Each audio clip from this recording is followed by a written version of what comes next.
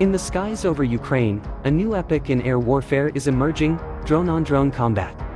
These aerial duels don't involve bullets, missiles, or bombs. In some, hobby-type camera quadcopters that are used to spy on enemy positions simply ram each other in a crude aerial demolition derby. In other encounters, highly sophisticated craft use advanced radar backed by artificial intelligence and the latest aerospace engineering technology to precision fire nets that snag other drones.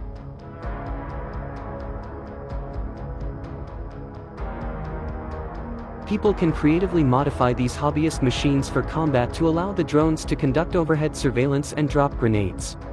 Defending against such small drones, some weighing just a few ounces or pounds, is difficult. For starters, they are hard to detect. We can retrain air defenses to look for smaller radar cross-sections, but then they'll pick up every bird that flies by, says Sarah Krebs, director of the Cornell Brooks School Tech Policy Institute.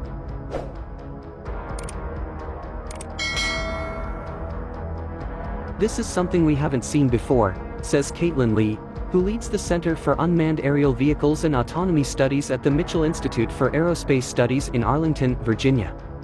This is the first time we're seeing drone-on-drone conflict. And the action in Ukraine suggests that even more novel kinds of aerial conflict, including combat drones armed to fight in tandem with piloted aircraft, are coming to the broader world of warfare.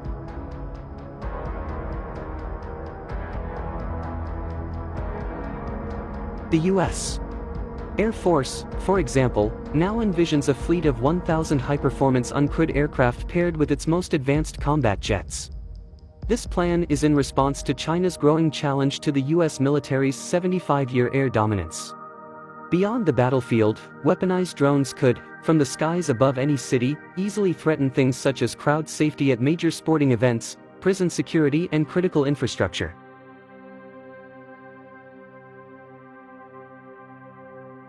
Of course, much of the underlying technology is also expected to usher in changes for the good in the realm of peaceful applications. Drones have already been successfully used to rush extremely perishable donor organs to transplant patients. In Ukraine, the initial drone dogfights sprung from the proliferation of commercially available, low-cost, low-altitude aircraft, such as Chinese drone maker DJI's quadcopter.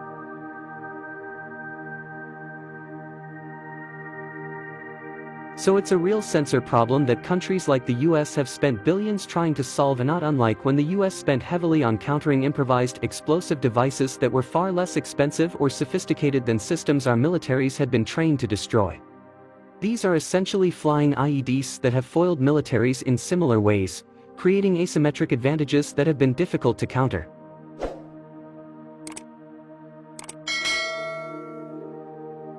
Another challenge these small drones present is that they are now widely available and cheap enough to be purchased in large numbers. Even though an individual machine modified for combat is not capable of causing massive destruction, the number of potentially vulnerable targets is nearly infinite, Krebs notes. This enables a group with fewer resources to attack a more powerful foe.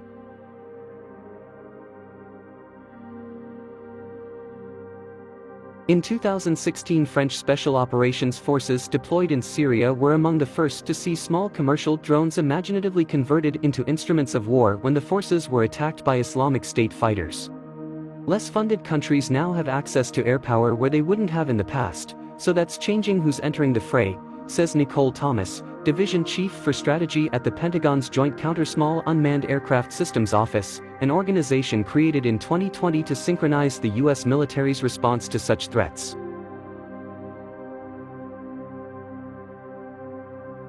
The U.S. government divides small drones into three categories. Group 1 describes craft that have a gross takeoff weight of up to 20 pounds.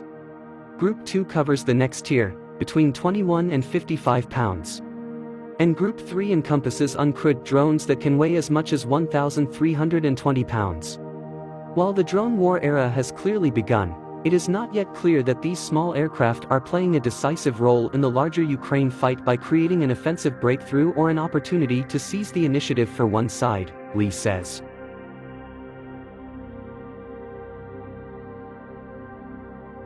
Ukrainian border guards released a video on Monday purportedly showing their forces fighting in the embattled city of Bakhmut, amid claims by Russian forces that they have captured the city.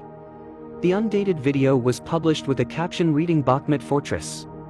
We stand, with no additional information. The video shows a small group of soldiers inside an empty building, firing through holes inside the concrete wall.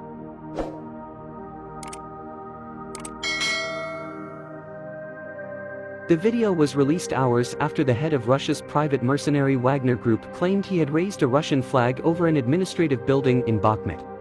In a video published late on Sunday, Yevgeny Prigozhin, the founder of the group, is seen in military fatigues holding a flag, saying Bakhmut is taken in a legal sense, adding that Ukrainian forces were in the western parts of the city.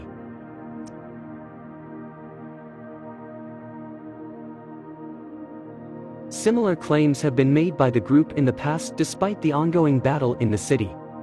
Meanwhile, Ukraine dismissed the video, saying its forces were still fighting in Bakhmut. The enemy has not stopped its assault on Bakhmut. However, Ukrainian defenders are courageously holding the city as they repel numerous enemy attacks, the General Staff of the Armed Forces of Ukraine said.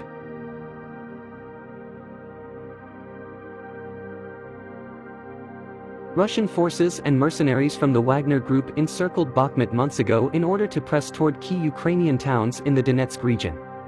The capture of Bakhmut, which has turned into a ghost town after enduring some of the fiercest battles since the beginning of the war, would give a major boost to Russian forces after months of setbacks and a step toward capturing the entire Donbass region.